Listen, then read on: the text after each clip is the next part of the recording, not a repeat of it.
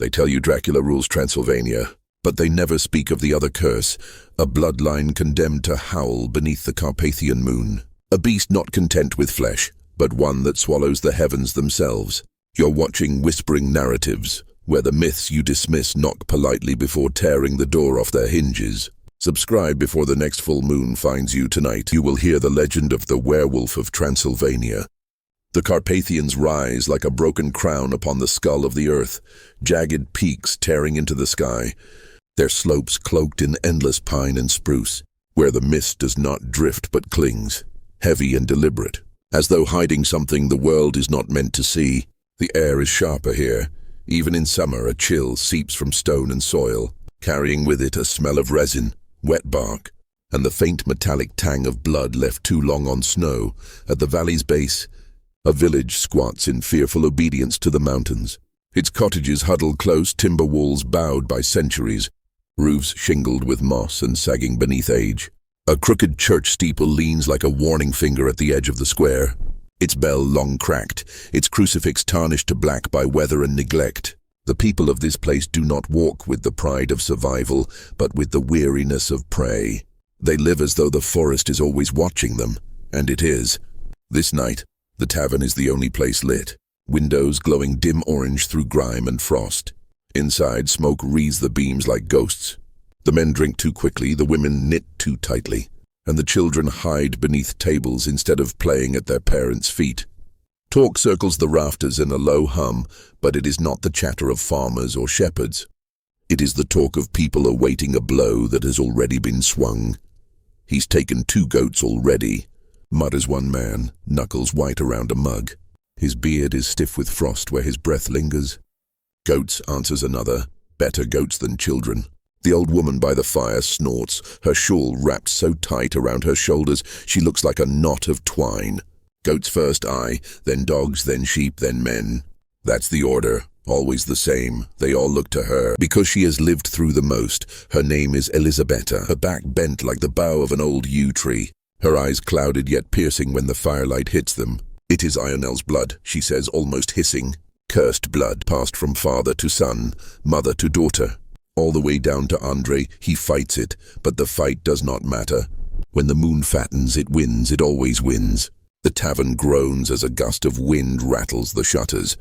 For a moment, the fire sputters, and in that dim silence it comes, a sound like no other. A howl, low at first, almost mournful, but it rises, winding up the scales of terror until it splits the rafters. It is not the song of a wolf alone. It is stretched too long, too hollow, and carries within it the echo of a man's throat breaking open. The villagers freeze, a mug slips from a hand and shatters, foam bleeding across the floorboards. A child buries his face into his mother's skirts, trembling. Men who had puffed themselves proud moments before are pale as wax now, eyes darting to doors they wish were thicker, to bolts they wish were stronger. The howl fades into the night, but silence does not return. Instead, there is only the echo hanging in the bones, an aftertaste of dread that makes every candle flicker with unease. Elisabetta crosses herself, muttering a prayer that is less holy than it is desperate. "The Vârcolac hunts tonight," she whispers. Outside, the moon slips free of its veil of clouds.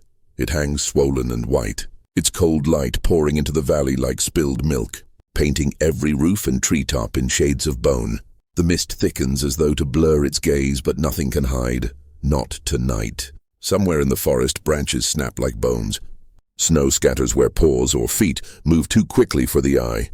A shadow threads through the trees, vast, slinking, shoulders rolling like a great cat, yet heavier. Denser, wrong eyes glimmer, catching the moon. And then another howl, closer, sharper, triumphant. The village knows what follows. They always know. In the morning there will be blood, feathers or fur scattered like confetti, and claw marks where no earthly wolf could reach. They will whisper of it, spit to ward it off. And still they will live another day beneath the Carpathians, where man is not master, but meat. For tonight belongs to the beast, and the beast is hungry. The Carpathians have long memories. Their stones hold the echoes of curses, and their soil drinks blood more eagerly than rain. Every village nestled in their shadow knows stories passed like inheritance, warnings whispered into cradles, lessons told with firelight, and among them all, None was whispered louder than the curse of Ionel. Ionel was a hunter in the age before memory bent into myth. He walked with a bow of yew, his dogs swift as shadows, and his pride sharp as his arrows.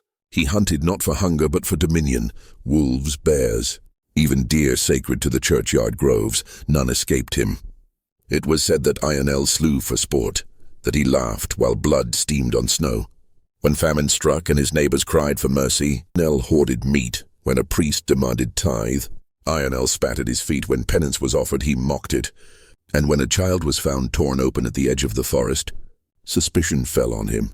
The priest gathered the villagers, his voice ringing in the frost-laden square. This man has denied God, has mocked his sacraments, has fed not the people but his hunger. I say his soul is not man's but wolf's, and let his punishment follow his sin.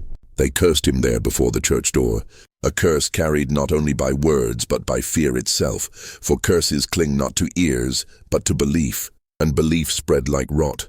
The villagers shunned him. But the curse took root in his own heart first. His body grew restless at moonrise, his eyes reflecting light unnaturally, his sleep filled with howls. The first night he vanished into the woods, they found claw prints by the stream, mingled with footprints still human by dawn. A stag lay butchered on the edge of the village, its entrails scattered. Ionel returned hollow-eyed, lips raw with blood. He swore innocence, but his teeth gleamed sharper. From then on the curse did not leave him. At the waxing of every moon, Ionel's body bent and cracked until no priest could absolve it. His laughter twisted into howls, and the villagers whispered the word that would stain his bloodline forever: Vârcolac. But curses do not stay chained to the sinner. They slither through blood, binding flesh to fate. When Ionel finally vanished into the high passes, leaving only bones in the snow and claw marks gouged into stone, the village thought itself free. They were wrong. His sons grew tall and wild-eyed. His daughters wept through the night with jaws clenched, grinding teeth until they broke. In their dreams, they ran on all fours through endless forests. Their children after them bore the same affliction. And though some lines thinned, others ripened like wounds never healed. Every few generations, one air burned brighter with the curse, carrying it not in shadow but in daylight. The villagers tracked it in their own crude ways. Goats found drained of blood, hens torn in half, hunters gone missing. They kept tallies, they counted moons. And when the name Andre was spoken, they spat over their shoulders. Andre was the last of Ionel's blood, a boy who grew into a man under suspicion's weight. Mothers pulled their children from the path when he passed. Shepherds refused to sell him wool. No woman dared court him, for what womb would cradle wolf spawn? But Andre was not cruel. He worked the soil. He cut wood. He drank little and prayed much. Yet it was not his heart that betrayed him. It was his blood. The elders watched the sky, marking nights when the moon swelled fat and red. Each time Andre grew ill, fevered, staggering to the edge of the forest as if drawn by chains invisible. Villagers would hear his cries echo between trunks, cries that curdled into howls, and come dawn, their barns were smeared with claw marks, their animals scattered in death. Some said he fought the curse, binding himself with chains, scratching prayers into wood. Others said he welcomed it, letting the wolf free to run the dark. Whichever truth is real has been swallowed by time. But this much remains: Andre did not choose his fate. The curse had chosen him, the last heir to Ionel's sin, and it clung to him like the shadow of the Carpathians themselves, inescapable, eternal and hungry. And when the villagers whispered his name, they no longer whispered Andre, they whispered Vârcolac, and in their whispers was not pity, it was fear. The moon came up like a blade being drawn, slow, bright, merciless. Its edge cleared the knifed ridgeline of the Carpathians, and with it the valley's breath condensed as if the world itself braced for pain. Frost hissed across the thatch and the fence rails. Horses rolled their eyes and stamped, feeling some arithmetic of terror the human mind refuses to do. Dogs forgot their bark and remembered they were once wolves, lowering their bodies to the floorboards with soft, helpless whines. Andre had tried to outrun it. He always tried. He took the back track, the one that climbed in switchbacks past the mill and the drowned willow, up into firs that knit like black ribs over the path. His boots slid on iced needles, his lungs scraped. His heart hammered a warning drum that kept terrible time with the moon's slow ascent. Each turn of the path the light grew stronger. A white hum crawling up his spine he had prepared. The shack up there was not much. A hunter's blind stitched to a boulder, a roof of moss and tin, a door that never quite met its frame. Inside, he had made his little cathedral against the night. Iron shackles bolted to the rock. 2 sets because the first had bent. A chain looped through the floor ring that had once held a wine press. A stool, a pail, a cross, carved through his own palm's blood into the lintel. He had brought rope too, the good rope, not the rotten slick stuff a desperate man might trust only once. He dropped the bundle, hands shaking so hard he nearly fumbled the key. The shackles' iron mouths gaped like patient wolves. He forced one cuff over his left wrist, breath toothed and white. The click of the lock felt thin, unholy. He wrapped the chain twice around his chest and hips and snapped the second cuff onto his right wrist. He sat. He breathed, he told himself, like a child reciting catechism. Not tonight. Not again. Not this way. The moon lifted and filled the doorway with a square of cold milk. Silence thickened. Even the wind held its tongue somewhere below. An owl's note turned to a question, then to nothing. The world unpinned. Andre felt it first in his teeth. A twinge deep in the roots like worms turning in the marrow. Then in the fingernails. Pressure from beneath as if new blades wanted out. He flexed, and pain arced. His skin prickled. A million needles awakening inside, not on the flesh. He gripped the chain until it sang against the ring. "Please," he said to no one. The voice came out wrong, throat too tight. "Not." His jaw changed its mind mid-syllable. A tendon snapped with a sound like a bowstring. He gagged. The shack never smelled small to him before. Now it was all boards and breath and metal and the ancient stink of fear soaked into wood. His spine rose under his shirt like a second creature trying to stand. Each vertebra sought distance from the next, popping, widening his back. Cracking him open like a chest of drawers that had been nailed shut. Heat flooded him, fever without sweat. The moonlight hit his forearms, and the hair there bristled, lengthened, thickened, then surged into fur with a sound like dry grass catching fire. Bones followed, not breaking, no reshaping. As if something had been waiting all along for permission to unfurl, fingers lengthened, then shortened. Nails blackened and pushed forward. Knuckles swelled until they split the skin and showed the new thing growing beneath. He tried the old trick, names to anchor himself. He said his mother's name and heard it as a growl. He said Ionel, and the room answered like a cave. Yo! Moon through the doorway widened, and every shadow in the shack crawled toward it like spilled ink seeking a drain. The cuffs bit. The chain held for a breath. He arched and the stool splintered under him. The ring in the floor shrieked.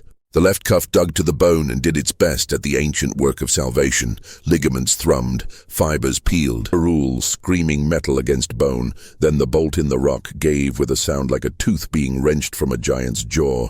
The chain snapped free in sparks. The left wrist was not a wrist anymore, but a black furred shock of power and hunger. The right cuff held and dragged his shoulder to the floor. He lunged. The chain yanked him back, and the wall shuddered as if the mountain itself flinched. The first true howl rose like a verdict. The sound flattened the little room. Dust jittered from the rafters. The owl below forgot its question forever. In the village. Candles guttered in their glasses, and men sat up in beds with fists already closing around nothing. Children woke, convinced they had been named by something vast. He slammed his head against the doorframe. Wood cracked. He snapped the chain against the cornerstone until the link nearest the cuff brightened like a star and burst. He was on all fours then, but not four as men know them. His shoulders rolled under a thatch of black fur so dense it made the moonlight thin. He filled the doorway. His breath hit the cold and fell in tatters. Outside, the forest opened to him the way a body opens to a blade. Every scent arrived with its story already told.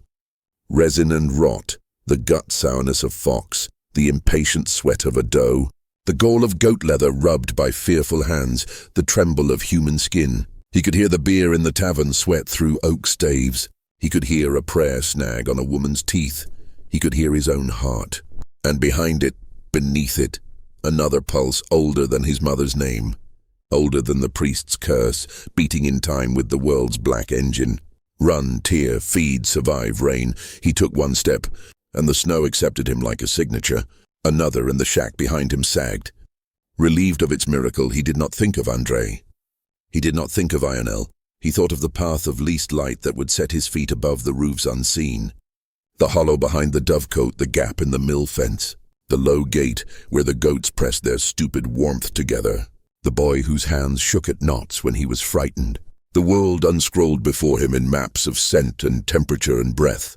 The village lay open as an unguarded throat. He moved, quiet, terrible. The snow made no sound where he chose it not to. He flowed between firs and their boughs barely argued. The moon cut bars through the branches across his back like prison light, but there was no prison now. Not for him, down valley, a bell chimed once. Not a call, an accident, a sleeves brush, a flinch. The sound skittered over the crust and broke against him uselessly. He was already in the dark behind the tannery, in the lane that held the Midden's old winter, at the split rail that said, "Here are the goats and here is the boy." And he could smell the lad's breath hitch as the boy counted in his head to steady his knotted fingers. The boy looked up. 2 moons stared back, his and the one limned in the beast's eyes. The boy's mouth opened to find his mother's name, and that was when the world tipped. The night that had waited since Ionel's curse leaned forward, and the full moon, bright as judgment, did not blink. The scream never carried far. The beast's claws found the boy's throat before the sound had grown teeth, and what burst from his lips was not a cry but a wet gasp that froze in the cold. The lantern hit the ground, its flame breaking in a fragile bloom before hissing out in the snow. Darkness rushed in, the goats knew. They scattered in mad panic, horns clashing, hooves slipping. Their bleat stabbed the night, shrill, brittle, hopeless. The Vârcolac moved through them like a storm.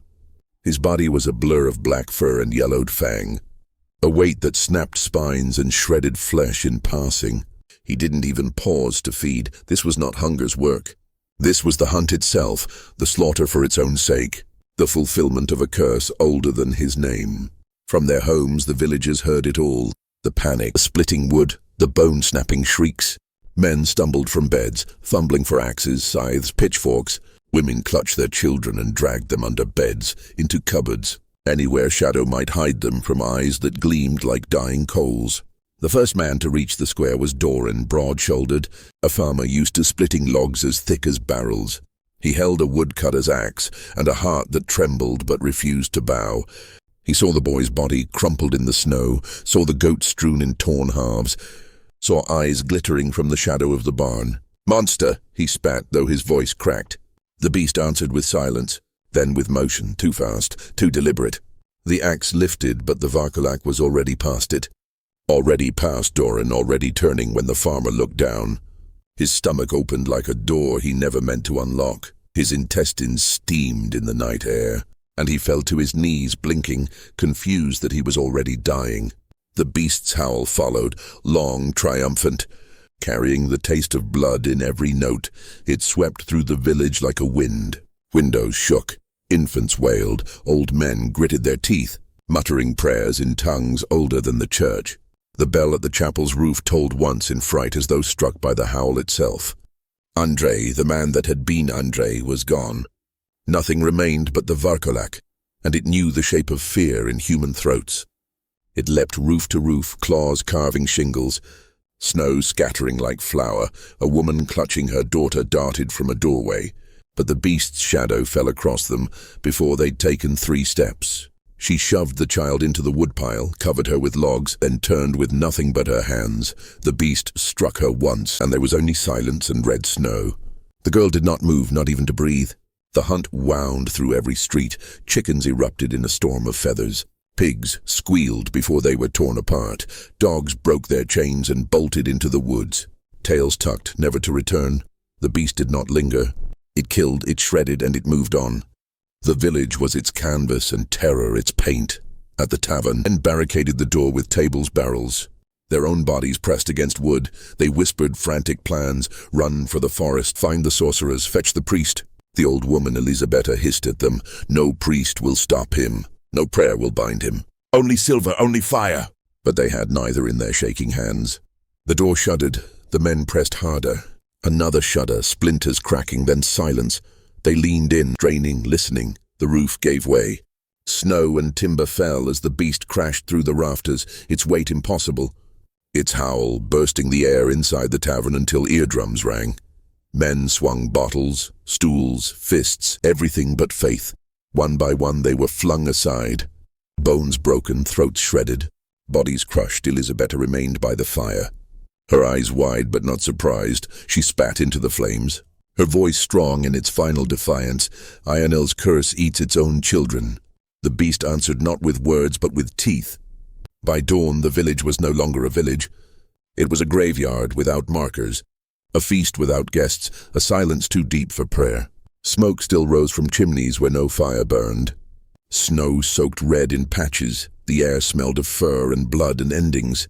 And in the forest, paw prints faded into human footprints. Staggering, lonely, leading away into the dark. Andre would wake with no memory but the taste of copper on his tongue, the ache in his bones, and the knowledge that the villagers were right all along. He was not man, he was the curse wearing man's skin. The hunt was only beginning. Not every full moon was equal. Some swelled fat and white. Harmless in their cruelty, some bled red, as though the sky itself had torn. But once in a generation, the villagers whispered, came the rarest night, the umbra luni, the shadowed moon, the eclipse, when the Vârcolac was said not only to hunt beneath the heavens, but to rise into them, to swallow the very light of the world. The survivors of the ruined village had no words left for prayer. They fled through the trees like ghosts who had not yet realized they were dead. Ashes clung to their hair, smoke to their lungs, and terror to their bones. They gathered at the church on the hill, its walls sagging, its bell rope frayed. The priest met them at the door, white-faced, his cassock torn where he had stumbled through brambles. He tried to speak comfort, but the words curdled. God's mercy, he began, and stopped, because even mercy had abandoned them. The villagers huddled inside, clutching icons, clutching knives, clutching one another. Children whimpered. Old men muttered fragments of half-forgotten charms, names of saints mingled with older, darker invocations. The church bell tolled once, twice, then fell silent, for outside the night was wrong. The moon should have blazed white and pure. Instead, a shadow crept across its face, slowly at first, like a stain spreading through cloth, then faster, swallowing its light as though jaws had closed over it. The eclipse began. The villagers gasped as one.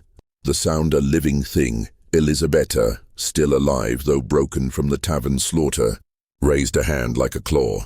Do you see it? Do you see? The Vârcolac eats the moon. Through the high windows they saw it clearly, a wolf shape, massive and indistinct, clawing across the lunar disk. Its outline stretched, its muzzle gnashing. Whether it was shadow, spirit, or truth none could say, but the moon dimmed, its face consumed. The night deepened into a darkness thick as pitch, swallowing even the torchlight. Then came the sound, not one howl but hundreds. The air trembled with it. Wolves in the forest, dogs long fled, even the echoes of wolves already dead. Every throat joined, but above them all rose one voice, one terrible note, the cry of the Vârcolac himself. It reverberated against the mountains, shook the stained glass in the church, made men bleed from the ears inside the church. Candles sputtered and died. Darkness pressed against the pews, against the altar, against the eyes of the terrified. Some swore they saw shapes moving in that black, tall as men but bent, with eyes like embers. Others felt hot breath on their necks, though no one stood behind them. The priest clutched his cross, lifting it high. In the name of Christ, he shouted, his words choked as the shadow thickened. Swallowing even his voice, the crucifix grew cold in his grip. Colder than iron left in snow, he dropped it with a cry. It clanged on the stone floor, lifeless, just metal. Mothers pressed their children's mouths closed, trying to silence their whimpers. Men tightened grips on their pitchforks, though their arms shook. They knew weapons meant nothing. They knew faith meant less. The eclipse had stripped them bare. Outside, the beast prowled unseen, each footfall a quake in the soil, each breath steaming frost onto window glass. The villagers dared not look out, but some did, and those who did swore they saw a silhouette climbing into the sky itself. Its jaws wide, its claws raking stars. The moon vanished, entirely gone. Swallowed in black, night became absolute.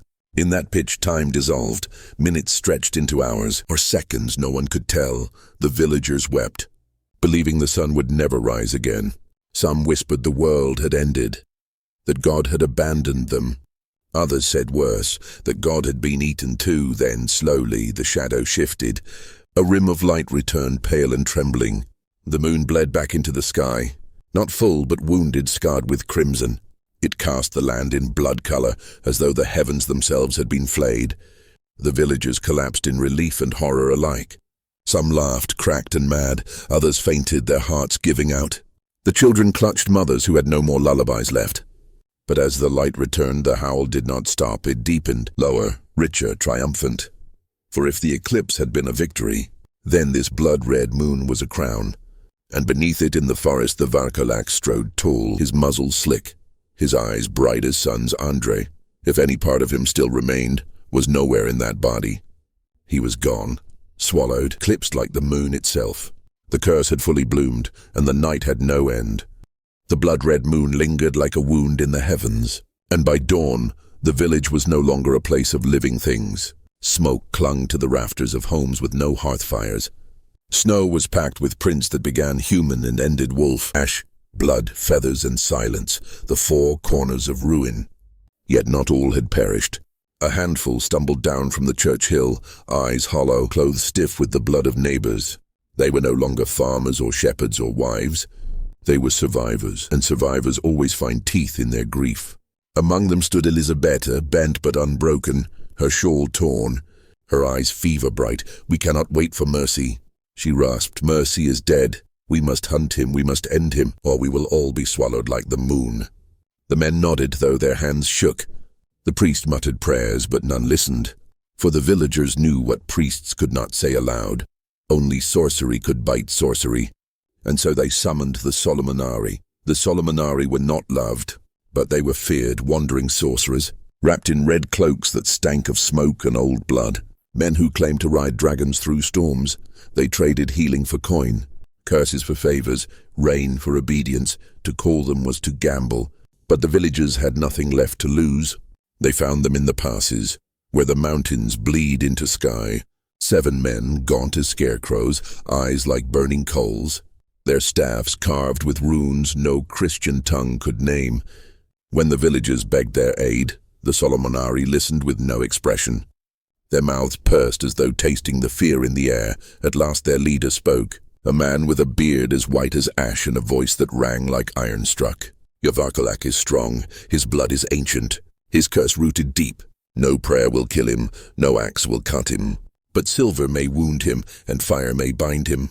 The villagers scrambled to gather what they could: spoons, coins, heirlooms long buried in chests, all melted in a great pot, until the air stank of metal and desperation. The Solomonari poured the molten silver into molds of blades, arrowheads and chains. Each hiss of the cooling metal sounded like a scream. While the smithing burned, the sorcerers chanted. Their voices wove in strange cadences, neither song nor prayer, syllables heavy with age. They carved runes into the blades, hammered sigils into the chains, spat blood into the fire to temper it. The villagers watched, caught between awe and terror. By nightfall the weapons lay gleaming: silver axes, knives, arrowheads bound to oak shafts, chains etched with words that made the eyes blur. Each piece pulsed faintly as though alive. The hunters formed their pact then, not in ink or word, but in blood. They cut their palms, let their wounds drip onto the weapons, and swore to stalk the Vârcolac until either the beast lay slain or their own bones fed the earth. Elisabetta spoke the vow for them all, her voice raw but steady. "We are the last wall. If we fall, the curse will not end here. It will bleed into every valley, every church, every cradle. Better to die with silver in our hands than wait for his teeth at our throats." The Solomonari nodded. "So it is bound." They tracked him through the forest. The signs were everywhere: shredded carcasses of deer, claw marks in bark 10 feet high, footprints that shifted from paw to human and back again, blood on the snow that steamed as though it had only just fallen. The beast had gorged himself, but hunger was not what drove him. It was dominion. He was not hiding. He wanted them to follow. They camped only in brief snatches. Fires burning cold blue under the runes the Solomonari carved into the soil. Even then, men slept with one eye open, jerking awake at every snap of a twig, every sigh of the wind. The howls circled them, sometimes near, sometimes impossibly far. as though the beast was everywhere at once. On the third night, they reached the mouth of a cavern. The snow outside was churned with tracks, the air fouled with musk and blood. From within came a sound that was not breathing but waiting, a low rumble that vibrated the stone. The leader of the Solomonari lifted his staff, its tip glowing red. "Here," he said. "The beast sleeps in his den. Tonight we end Ionel's blood." The hunters hefted their silver blades, the chains heavy in their hands. Fear licked their spines, but rage fed their hearts. They stepped into the dark, torches flaring. And the dark stepped back, alive, two eyes opened within it, vast and golden, catching the torchlight like coins stolen from the underworld. A snarl rose, filling the cave until the stone itself seemed to shiver. The hunters knew then they had not cornered the beast. He had lured them, and the pact they made was about to be tested. The cavern swallowed the hunters whole, their torches spat orange against walls slick with centuries of damp. Their light trembling like prey caught in the throat of something vast. The silver blades gleamed faintly, trembling in human hands that wished to be elsewhere. The growl deepened. It was not merely sound, it was a vibration that rattled ribs, that seemed to stir marrow inside bones. Dust fell from the ceiling. The hunters froze, knuckles blanching, breath shallow. Then the eyes opened wider. Twin suns, gold-ringed with red, burning deeper than flame. Hung there in the dark, the Vârcolac rose. He did not emerge like a beast, startled from sleep. He unfolded, deliberate, as though stone itself had grown fur and teeth. Shoulders broad as doors, fur black as ink, claws that scraped sparks from the cavern floor. Andre's form was gone. Only a silhouette remained, a nightmare cast into flesh. The hunters knew they stood not against man or wolf, but against a curse-given breath. The first man loosed an arrow. It sang silver through the dark, and the beast caught it mid-air between its teeth. The shaft cracked, splinters rained, the beast spat the ruin aside and leapt. The cavern erupted, men screamed, chains flew. The Solomonari chanted, their voices echoing, words older than villages. Silver kissed flesh, and the beast howled, a sound of pain, yes, but also of rage unchained. He swatted a man aside, his body striking the wall with a sick thud that silenced him forever. Another hunter swung his axe, cutting furrows into fur. Blood spilled, hot and black, steaming on the stone. The beast turned, jaws closing on the man's head. And silence followed again. The chains found their mark. Two hunters lunged together, wrapping silver links around the Vârcolac's arms. The beast thrashed, the chains cutting into flesh. Glowing where they touched, the Solomonari's words grew louder, their staffs striking earth. The cave shook, as if the mountains themselves had joined the chant. For a moment, just a moment, the beast faltered, his form blurred, fur flickering, teeth receding, the hint of a man's face surfacing beneath. Andre's eyes shone through, wet with anguish. He mouthed something, a name, perhaps his own. But then the moonlight poured into the cavern mouth, pale and pure, and the wolf surged back. The chains snapped. The hunters fell like stalks before a scythe, claws raked, teeth tore. Torches sputtered out beneath blood and snowmelt. The cavern became a furnace of violence, every corner echoing with agony. The Solomonari held the line, their red cloaks whipping, their chants binding as best they could.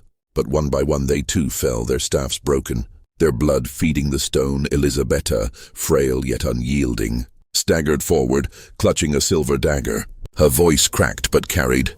Ionel's curse will not last forever. She drove the blade into the beast's chest. Straight to the heart, the Vârcolac roared, a sound that split the night, a howl that carried into every valley. He staggered, clawed at the wound, bled rivers. For a breath, the cavern shone with hope. But the curse was older than silver, older than blood. The wound closed around the blade.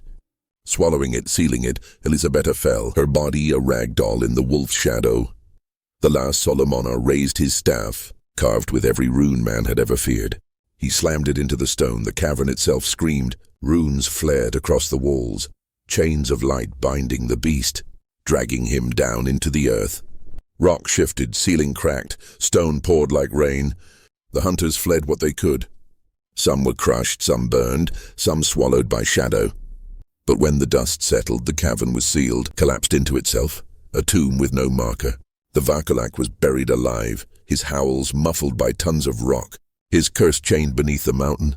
Or so the survivors swore, but legends do not die.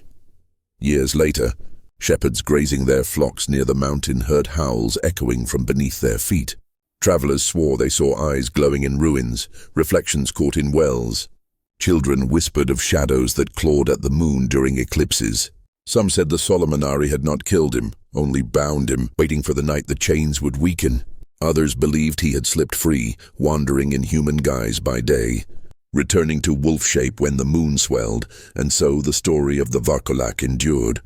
It seeped into lullabies meant to frighten children into obedience, into prayers muttered when the moon reddened, into the marrow of the land itself. They say even now, if you walk the Carpathian passes under a swollen moon, you may hear it, a howl too deep for any wolf, too hollow for any man, a sound that belongs to something caught between.